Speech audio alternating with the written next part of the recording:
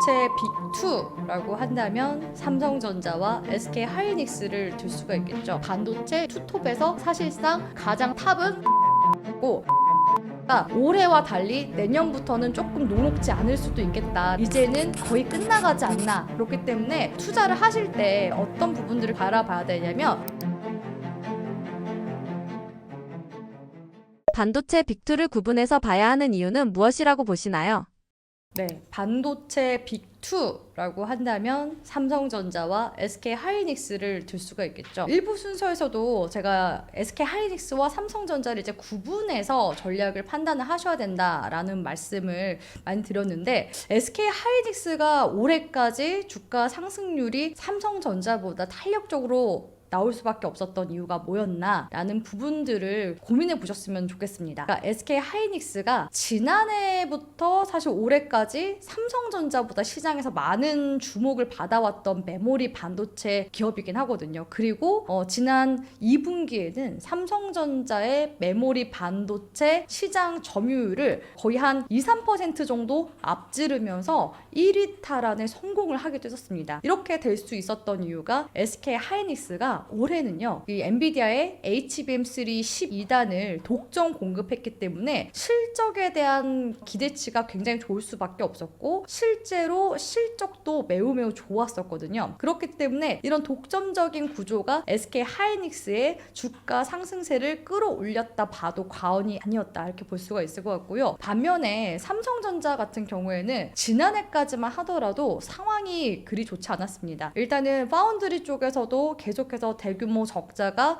누적적으로 발생하던 그런 상황이었고요. 또 HBM3 퀄테스트 통과도 사실상 지난해 3분기에 통과를 했었어야 되는데 약 1년이 지나도록 통과가 되지 못했었던 그런 상황이었습니다. 그런데 이번 이제 올해 들어서야 3분기에 HBM3 12단 퀄테스트가 통과되기 시작하면서 드디어 이제 이 관련 HBM 납품에 대한 반영이 조금씩 이제 반영이 되기 시작했고요. 이제는 HBM3가 아니라 HBM4를 또 주목을 해야 되는 그런 상황이기도 하죠. 전반적으로 HBM3 공급에 대한 부분들은 긍정적인 호재들이 많습니다. 왜냐하면 최근에 이제 엔비디아 쪽에서 중국의 H200을 이제 납품하게 됐다라는 그런 이슈들이 나왔는데 이 H200 칩에도 HBM3E가 들어가고요. 또 구글에서 만든 TPU 같은 경우에도 원래는 이제 SK 하이닉스의 HBM3가 들어갔지만 아무래도 대량 생산을 하게 된다라고 했을 때 삼성전자를 또 추가적인 공급망으로 채택할 가능성이 높습니다. 그렇기 때문에 HBM3 이쪽 관련해서는 올해까지는 SK 하이닉스가 거의 압도적인 시장 점유율로 승기를 가져갈 수 있었지만 이제는 삼성전자도 HBM3 시장 점유율이 어느 정도는 이제 올라올 가능성이 높다라는 거고요. 그리고 이제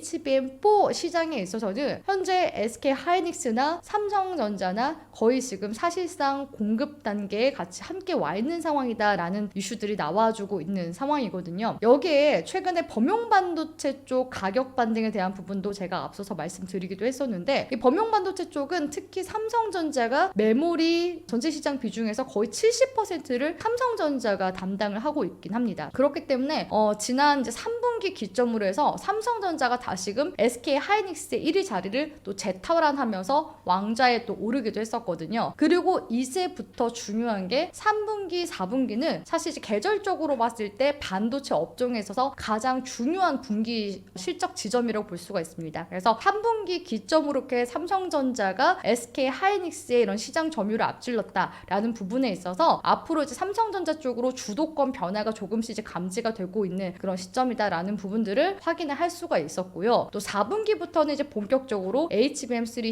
12단 공급에 대한 반영도 이루어지게 되겠죠. 그리고 또 파운드리 쪽에 있어서는 최근 삼성전자가 수율도 많이 개선을 했습니다. 기존에는 이제 TSMC에 비해서 수율이 30%밖에 되지 않았지만 최근에는 거의 한 50%, 60%까지 수율 개선을 하면서 테슬라와의 대규모 공급 계약도 따내기도 했었거든요. 그렇기 때문에 지금 삼성전자의 전체적인 이런 반도체 사업부들의 개선세로 인해서 앞으로 이제 4분기 실적에 대한 기대감도 키워나갈 수가 있고요. 그리고 이 4분기 실적이 나오는 시기가 언제입니까? 보통 1월 달이죠. 그래서 1월 달에는 이 삼성전자 쪽에서도 물론 잠정 실적치를 발표를 하게 되겠지만 연간 가이던스도 공개할 가능성이 높습니다. 이 가이던스와 이제 컨센서스는 가이던스 같은 경우에는 기업에서 예측치를 먼저 제시를 하는 거고요. 컨센서스 같은 경우는 증권가 쪽에서 이제 예상치를 만든 거라고 볼 수가 있거든요. 요즘에는 증권사 컨센서스도 굉장히 좋은 게 삼성전자의 영업이익 전망치를 이제 내년 2026년도 80조 원에서 많게는 100조까지 잡는 곳들이 계속 늘어나고 있는 시기입니다. 그만큼 지금 현재 삼성전자에 대한 그런 기대치가 정말 높아지고 있는 그런 시점이기 때문에 말씀드렸다시피 이제 AI 슈퍼사이클에 있어서도 주도권에 대한 변화가 지금 일어나고 있는 시기이기 때문에 계속해서 이제 주목해 봐야 하는 반도체 이제 투톱에서 가장 사실상 탑은 삼성전자고, 삼성전자에서 이제 파생된 그런 소부장 관련 기업들을 눈여겨보시라는 전략 도와드리고 싶습니다. 삼성전자의 파운드리와 메모리를 함께 가져가는 전략은 투자 관점에서 어떤 의미를 갖는다고 보시나요? 사실 이제 삼성전자 하면은 메모리 쪽에 있어서 가장 앞서 나가는 곳이기도 하고 또 시장 점유율도 가장 높은 곳이기도 하죠. 하지만 이 삼성전자가 사실상 파운드리 산업에 발을 디딘 지 불과 10년도 채 되지 않았습니다. 사실상 이 파운드리 쪽에 있어서 최강자는 TSMC라고 볼 수가 있는데요. 이 TSMC의 자리를 그나마 공격적으로 지금 노릴 수 있는 그런 위치에 있는 곳이 삼성전자이기도 하거든요. 그래서 삼성전자가 사실 이제 엔비디아 GPU 이런 AI 슈퍼사이클이 오기 전까지만 하더라도요, 그래도 이 전체 파운드리 시장에서 시장 점유율이 대략적으로 한 15%에서 17% 정도 됐습니다. 하지만 빅테크 기업들이 수율 문제로 TSMC 쪽에 수요가 몰리다 보니까 삼성전자의 파운드리 점유율이 급격하게 줄어들게 되면서 약 한 자릿수 수준까지 떨어지기도 했었거든요.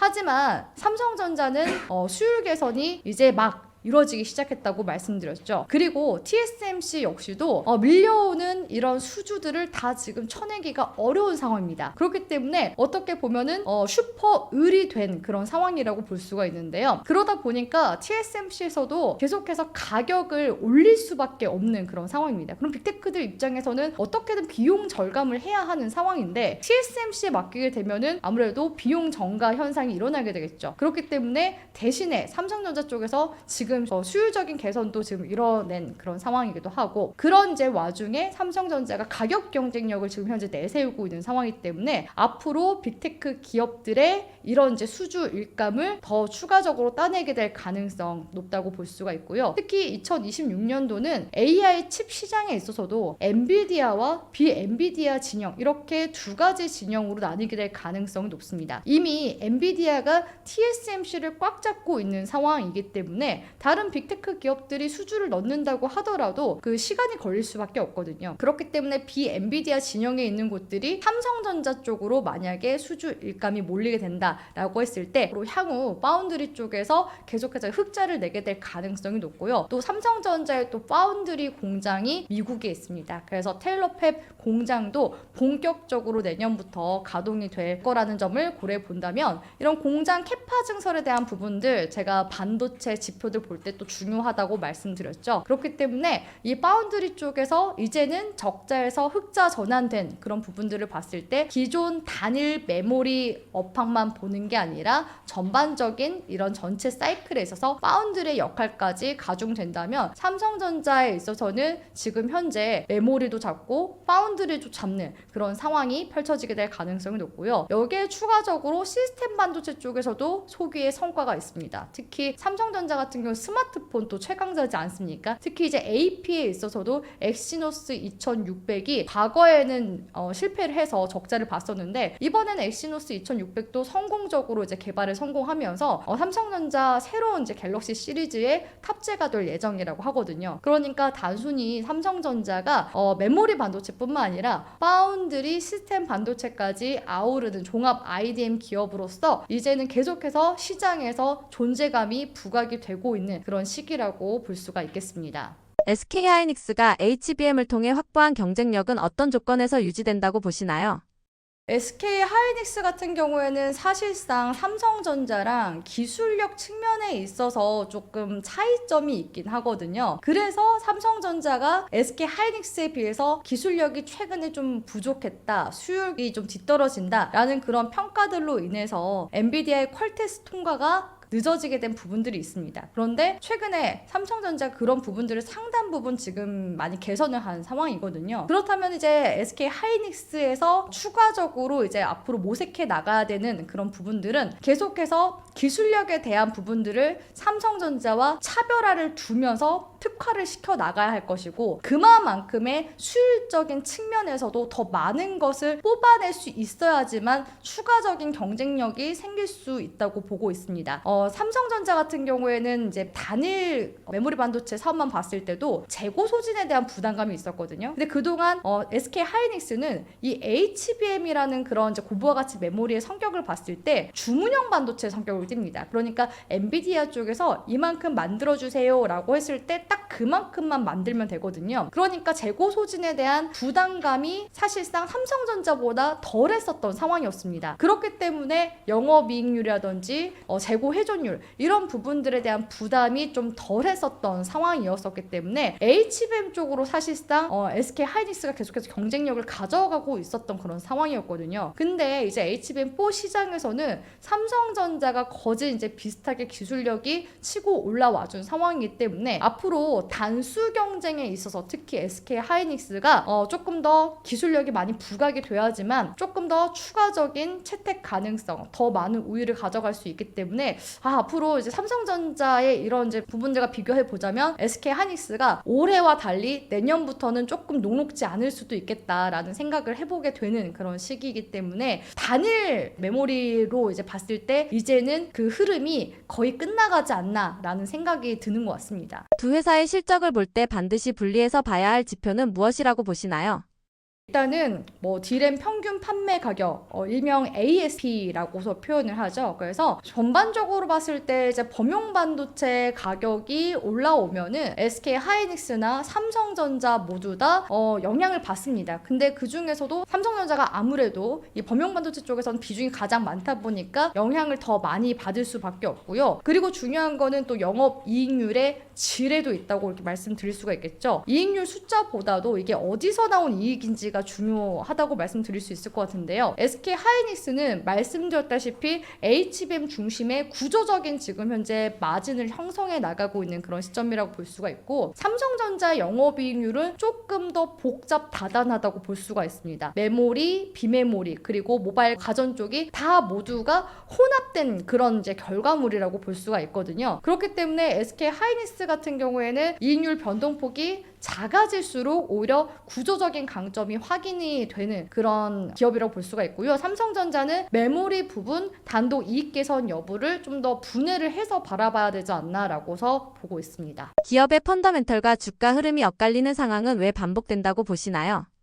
사실 이제 주가는요, 항상 펀더멘털보다 앞서서 이제 움직임이 나오기 때문이라고 생각을 하고 있거든요. 그러니까 기업의 펀더멘털은 확인된 과거와 또 현재의 결과라고 볼 수가 있습니다. 근데 반면에 주가 같은 경우에는요, 보통 이제 선반영 된다고 표현을 하잖아요. 6개월이 선반영 된다거나 1년치가 선반영이 되는 그런 부분들이 있습니다. 그렇기 때문에 일반적인 초보 투자자분들이 이런 부분들을 명확히 판단해서 투자를 하는 게 사실상 굉장히 또 어렵거든요. 그리고 또 펀더멘털이 좋다고 해서 이게 주가가 올라가지 않으면은 이거를 과연 또 좋은 주식이라고 판단할 수 있을까라는 그런 이제 의문도 들 수도 있습니다. 그렇기 때문에 투자를 하실 때 판단을 할 때 어떤 부분들을 계속 바라봐야 되냐면 실적이 이제 지속 가능한지 이런 여부들도 잘 바라봐야 되고요. 또 충분히 예상된 결과가 아니었는지, 그리고 다음 국면에서도 더 좋아질 여지가 있는지 이런 부분들을 보셔야 됩니다. 그래서 펀더멘털이 좋아도 이미 주가에 반영되어 있으면은 상승 동력이 소멸될 가능성이 높고요. 내지는 또 사이클 둔화가 예상이 되면은 주가가 이미 하락하고 있는 지점에 있을 수 있습니다. 이런 지점에 있어서 투자자분들이 이게 조정인지 하락인지 구분이 잘 안 될 수가 있거든요. 그렇기 때문에 보수적으로 주가가 사이클을 타면서 올라갈 때는 차라리 분할로 매도하면서 가시는 게 좋고요. 내지는 주가가 조정을 준다라고 했을 때 눌림목에서 들어간다라고 했을 때 눌림목에서 들어갔을 때 가장 좋은 점 뭡니까? 주가가 떨어졌을 때 빠르게 자를 수가 있기 때문에 눌림목에서 들어가는 거죠. 하지만 계속해서 이제 기다리시고 하시는 분들은 눌림목이 아닌 사실상 조정 초입 구간에서 물리셔서 오랜 기간 동안 또 시간을 허비하게 되는 경우들이 많기 때문에 그런 부분들을 잘 파악을 하셔서 투자를 하시는 게 좋습니다. 그래서 산업 사이클에 있어서는요, 사실상 지금 현재보다도 계속해서 변곡점이 어디인지를 찾아나가는 과정이 굉장히 중요하거든요. 그래서 제가 대략적으로 초보 투자자분들께는 그냥 큰 흐름 속에서 말씀드렸을 때 상반기에서 그러니까 연초까지, 그러니까 올 연초에서 상반기까지의 흐름을 보셔라 라고 말씀을 드리는 거고, 내년 중반부부터는 아무래도 이제 증시에 있어서도 또 반도체 산업에 있어서도 중후반부로 사이클이 가기 때문에 굉장히 좀 난이도가 높아지는 그런 구간대가 형성이 될 수 있어서 주의가 좀 필요할 수 있겠다라고서 말씀드리도록 하겠습니다. 삼성전자와 SK하이닉스를 장기 투자 관점에서 볼 때 공통적으로 점검해야 할 요소는 무엇이라고 보시나요? 결국에는 이런 산업 사이클의 방향성들 잘 보셔야 된다고 생각을 하고 있거든요. 그러니까 두 회사 모두 다 메모리 비중이 압도적인 만큼 산업 사이클의 상하단이 모두 다 장기 수익률을 좌지우지한다고 봐도 과언이 아닙니다. 그렇기 때문에 이런 이제 산업 사이클에 있어서 공급에 대한 부분들을 어떻게 기업에서 조절을 해나가는지, 뭐 예를 들어서 감산이라든지 증설이라든지 이런 부분에 대한 내용들을 계속해서 주의 깊게 살펴보셔야 되고요. 거기에다가 또 재고 사이클도 보셔야 되거든요. 재고 사이클이 이제 지난해 이제 기점으로 해서 본격적으로 이런 범용반도체 쪽 가격이 반등이 일어났다. 그러면은 이런 사이클이 제가 말씀드렸다시피 1년에서 1년 반 정도 간다고 했습니다. 그런데 주식은 항상 또 선반영이 되기 때문에 그런 부분들이 정말 충분히 지금 반영이 되고 있는 시점인지, 내지는 그 반영이 이미 지나가고 있는 시점인지, 이런 부분들을 파악을 하셔야 되고요. 그리고 이제 업황이 최고점까지 왔는지 그런 부분들을 파악을 해나가셔야 되는데, 사실상 타이밍이 가장 중요해서 이런 타이밍을 계속해서 따져가면서 고민을 하면서 하셔야 된다고 생각을 하고 있습니다. 그리고 지금 시점에서 전반적으로 삼성전자나 SK하이닉스 같은 경우에는 메모리 수요 역시도 지금 구조적인 변화 과정을 지금 겪고 있는 중이기도 하거든요. 과거에는 이런 메모리 수요들이 PC나 스마트폰 중심이었지만 지금 현재는 AI 서버라든지 데이터 센터, 그리고 뭐 고대역폭 메모리라든지 이런 쪽으로 수요의 질 자체가 바뀌어 나가고 있는 시점입니다. 그렇기 때문에 현재 지금 메모리 회복세가 일시적인 회복세인지, 내지는 이렇게 구조적으로 조금 더 지속 가능한 그런 시점인지, 이런 부분들을 보셔야 되고요. 또 기술에 대한 부분에 있어서도 기술이 계속해서 점진적으로 업그레이드를 해나가고 그런 거에 대한 시장의 평판이 어떤지, 이런 부분들을 같이 함께 보셔야 된다고 생각을 합니다. 또 어떻게 보면 두 기업 모두 다 반도체 기업이기 때문에 미국의 관세 영향이라든지 미중 갈등에 있어서도 이게 영향을 미칠 수밖에 없거든요. 또 각종 수출 규제라든지 이런 대외적인 리스크들도 언제든지 또 도사리고 있는 그런 이제 리스크들도 같이 함께 있는 상황이기 때문에 이런 반도체 종목들을 따질 때 종합적인 판단이 필요하다라는 조언 드리도록 하겠습니다. 반도체 사이클을 판단할 때 가장 먼저 확인하는 지표는 무엇인가요? 네, 대부분의 이제 초보 투자자분들이 반도체 투자를 할 때 어떤 것부터 봐야 되는지 고민하시는 분들이 많이 계실 것 같습니다. 특히 시스템 반도체와 또 메모리 반도체는 바라봐야 하는 지표 자체가 조금은 차이점이 있거든요. 아무래도 저는 이제 국내 주식 위주로 하는 또 전문가다 보니까 꿀팁을 한 가지, 가장 먼저 한 가지를 바라봐야 된다라고 했을 때 바라봐야 하는 부분은 바로 재고 소진에 대한 부분이라고 말씀드리고 있습니다. 왜냐하면 지금 대체로 고부와 같이 메모리 반도체가 많이 좀 부각이 되고 있는 시기이긴 한데요. 메모리 반도체의 사실상 본질은 D램, 낸드와 같은 범용 반도체라고 볼 수가 있습니다. 그런데 최근에 이제 뉴스 기사에서 이 범용 반도체 가격이 반등하고 있다라는 그런 뉴스 기사들 많이 좀 보실 수 있을 것 같은데, 이 범용 반도체가 바로 아주 중요한 게 재고와 관련이 있습니다. 왜냐하면 메모리 반도체 같은 경우에는 기본적으로 이제 수요를 예측을 해서 반도체 반도체를 많이 찍어내거든요.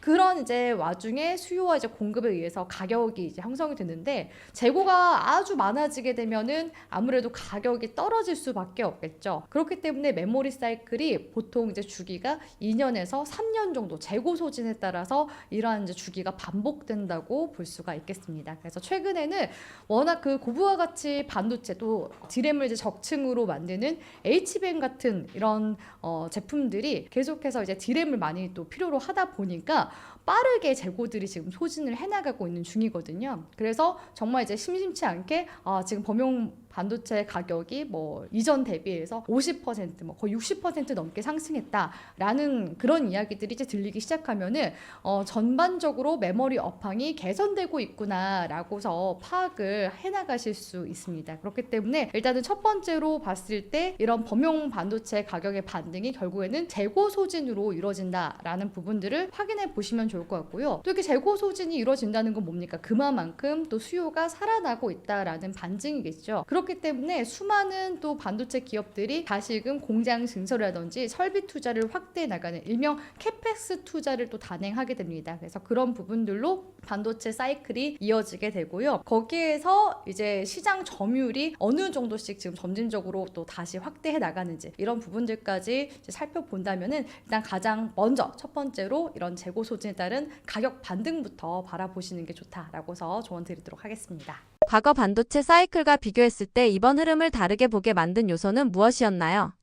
사실 이제 과거의 반도체 사이클이라고 한다면 사실상 이제 클라우드 서버향으로 반도체 사이클이 나왔었죠. 그리고 요즘에는 이제 반도체 사이클이 첨단 산업 자체가 워낙 빠르게 이제 급변화하다 보니까 주기가 계속해서 점점 더 짧아지고 있거든요. 그러니까 과거에는 막 슈퍼 사이클이라고 했을 때 5년 주기, 10년 주기 이렇게 갔었는데 유독 이제 반도체 쪽 사이클은 이제 2, 3년 주기로 바뀌는 것 같고요. 여기서 더 짧게 1년 반 주기 까지 이렇게 나오는 경우들도 있는 것 같습니다. 그래서 이제 과거와 비교했을 때 우리가 20년도 코로나 팬데믹 시기를 한번 생각을 해보면 그때는 아무래도 집에 있는 시간들이 많아지다 보니까 첨단 기기에 대한 그런 수요가 더 많아질 수밖에 없겠죠. 거기에다가 이제 클라우드 서버향 투자도 많이 늘리는 그런 시기였었기 때문에 그런 관점에서 반도체 관련 기업들의 주가가 올라갔다라고 볼 수가 있을 것 같고요. 이런 변화가 이제는 AI 슈퍼 사이클이 맞물리면서 구조적인 변화로 바뀌게 되었습니다. 2022년도 말쯤에 오픈 AI 챗 GPT가 나오기 시작했고요. 그리고 이제 이후에 엔비디아의 GPU 수요가 폭발적으로 늘어나기 시작했죠. 그러면서 전 세계의 빅테크 기업들이 데이터 센터야 투자를 늘리기 시작했습니다. 즉 산업 전반적인 지금 현재 변화가 감지가 되고 있는 시기이기 때문에 사실상 이런 AI 슈퍼 사이클은 지금 현재 2023년도부터 2024년도, 2025년도까지 이어지고 있다. 이렇게 이제 볼 수 있을 것 같고요. 과거와 달리 이렇게 산업 전반적으로 구조화된 그런 사이클의 변화가 지금 현재 이루어지고 있는 시점이다. 이렇게 말씀드릴 수 있을 것 같습니다. 수요가 반도체 시장 구조를 바꾸고 있다는 해석도 있습니다. 이러한 변화는 어떤 기준에서 구분해 볼 수 있나요? 앞서서 제가 재고 소진이 일단은 가장 먼저다라고 말씀을 드렸었는데 이거는 이제 범용 반도체 쪽이라고 볼 수가 있을 것 같고요. 지금의 반도체 시장은 약간 좀 양분화되는 것 같아요. 그래서 범용 반도체 쪽이냐 내지는 고부가 가치 반도체 쪽이냐 이렇게 이제 바라봐야 될 것 같은데 이러한 이제 수요를 이야기하는 것은 최근에 이런 엔비디아향 데이터 센터 투자로 인한 GPU의 수요 이런 부분들이 지금 같이 함께 맞물리면서 만들어진 그런 현상이라고 볼 수가 있거든요. 그렇기 때문에 범용 반도체 쪽과 지금 현재 어떻게 보면은 AI 슈퍼 사이클도 같이 함께 지금 맞물리는 시기이기 때문에 반도체 그런 사이클에 있어서도 말 그대로 슈퍼 메가 사이클이 왔다라고서 이야기가 나오는 거라고 이제 볼 수가 있겠습니다. 오픈 AI와 엔비디아의 등장이 반도체 산업 전반에 어떤 구조적 변화를 가져왔다고 보시나요? 그러니까 결국 AI는 이제 혁명적인 거죠. 최근에 이제 주식 시장에서도 계속해서 이제 화두가 되는 부분이 AI라는 가장 큰 키워드를 중점적으로 해서 계속해서 이제 파생되는 그런 이제 섹터들이 움직임이 나오고 있는 거라고 볼 수가 있거든요. 대표적으로 전력 쪽도 마찬가지라고 볼 수가 있겠죠. 데이터 센터가 전력 먹는 하마이기 때문에 미국에서는 이제 특히 북미 쪽에서 노후화된 인프라를 계속해서 교체하고자 하는 그런 교체 수요가 늘어나기 시작했고요. 그렇기 때문에 변압기도 계속해서 이제 바꿔나가고 있는 중입니다. 그렇기 때문에 전력 관련 종목들도 지난해부터 올해까지 계속해서 큰 지금 사이클을 타고 있는 중이라고 볼 수가 있고요. 또 전력이 필요하다 보니까 가장 이런 전력을 안정적으로 공급을 할 수 있는 에너지원 자체가 원전이기 때문에 지금 전 세계적으로 이제는 탈원전을 선언하고 있는 국가들이 속속들이 늘어나고 있는 시점이라고 볼 수가 있습니다. 특히 일본의 그 지진으로 인해서 후쿠시마 원전 사태를 빚었던 일본 역시도 최근에 원전을 다시금 이제 건설하겠다라고서 또 천명을 하기도 했었거든요. 여기에 더 나아가서 미국 역시도 트럼프 대통령이 원전 이제 행정명령에 서명을 하기도 했었죠. 그렇기 때문에 지금 전 세계적인 이러한 전력과 에너지에 대한 그런 수요 자체가 이런 AI 사이클과 맞물리면서 계속해서 변화가 되고 있는 그런 이제 시점이다라는 점에 있어서 당연히 이제 AI는 지금 현재 주식시장에서 가장 먼저 살펴봐야 하는 그런 화두가 되는 키워드라고 볼 수가 있고요. 이런 반도체가 지금 전반적으로 산업에 곳곳에서 쓰일 수밖에 없겠죠. 반도체 같은 경우는 지금 뭐 AI 쪽 그 서버에 있어서도 데이터 센터뿐만 아니라 기본적으로 전자기기라든지 특히나 자율주행차, 전기차 이런 쪽에도 이 반도체가 쓰일 수밖에 없고요. 또 특히나 엔비디아 같은 경우에도 그 최근에 깐부 회동하면서 또 이런 이야기를 한 적이 있죠. 삼성전자 쪽에서 우리의 로봇칩을 삼성전자가 만들고 있다. 물론 이게 언론사마다 조금 다르게 표현이 되긴 했지만 그만큼 이 AI라는 키워드를 지금 현재 필두로 해서 결국에는 로봇 산업까지 확장이 되는 이런 지금 구조적인 형태를 띠고 있는 그런 상황이기 때문에 결국에는 이런 오픈 AI와 엔비디아는 이런 AI 산업혁명에 있어서 가장 첫 번째 지점에서 약간 마중물 역할을 한 그런 지점에 있었다라고 볼 수가 있습니다. 레거시 반도체의 반등 흐름은 단기 회복과 구조적 변화 중 어느 쪽으로 해석할 여지가 더 크다고 보시나요?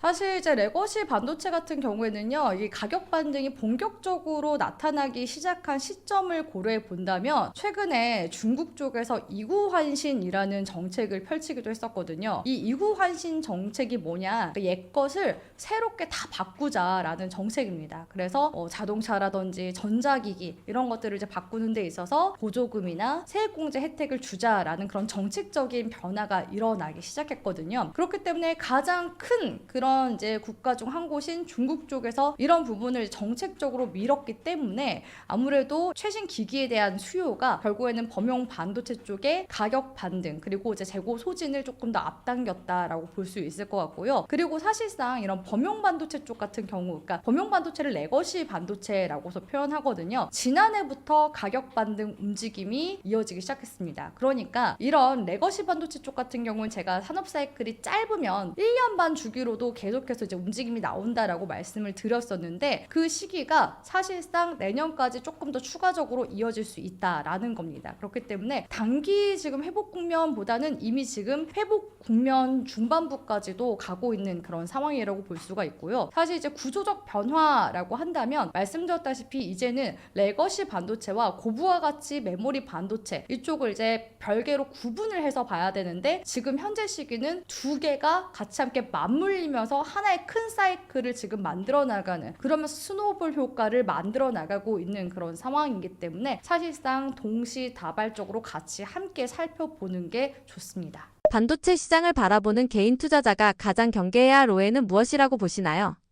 그러니까 이 반도체 사이클을 투자하면서 초보 투자자분들이 굉장히 좀 많으시거든요. 그래서 그냥 뭐 삼성전자, SK 하이닉스 투자하면 되는 거 아닌가요? 이렇게 쉽게 생각하시는 분들도 많이 계신 것 같아요. 그런데 사실 삼성전자 같은 경우에도 그때 2020년도 코로나 팬데믹 때 가장 이제 높은 상승률을 보여줬을 때가 최고가가 2021년도 상반기인가 그랬거든요. 그때 삼성전자 10만 전자 간에 만에 이런 이야기가 있었는데 항상 긍정적인 이야기들이 많이 나올 때가 또 경계를 해야 할 시점이라고 보고 있습니다. 그런데 지금은 말씀드렸다시피 삼성전자가 지금 10만 전자에서 이제 11만 전자까지 간 상황이잖아요. 지금 시점에서 그러면은 따라잡는 게 맞을까요? 이렇게 고민하시는 분들도 계신데 이런 이제 구조적인 부분을 이해한다면 지금 현재 시점이 과거의 이런 산업 사이클과 달리 진짜 슈퍼 메가 사이클로 가고 있구나라고 한다면 아직까지는 현재 진행형으로 가고 있다고 사실 판단하는 게 맞거든요. 근데 대부분 대부분의 분들은 이런 부분들을 파악하지 못한 채 투자를 단행하시는 분들이 계시기 때문에 항상 그 고점에서 물리시는 경우들이 많습니다. 그리고 제가 방송에 나갔을 때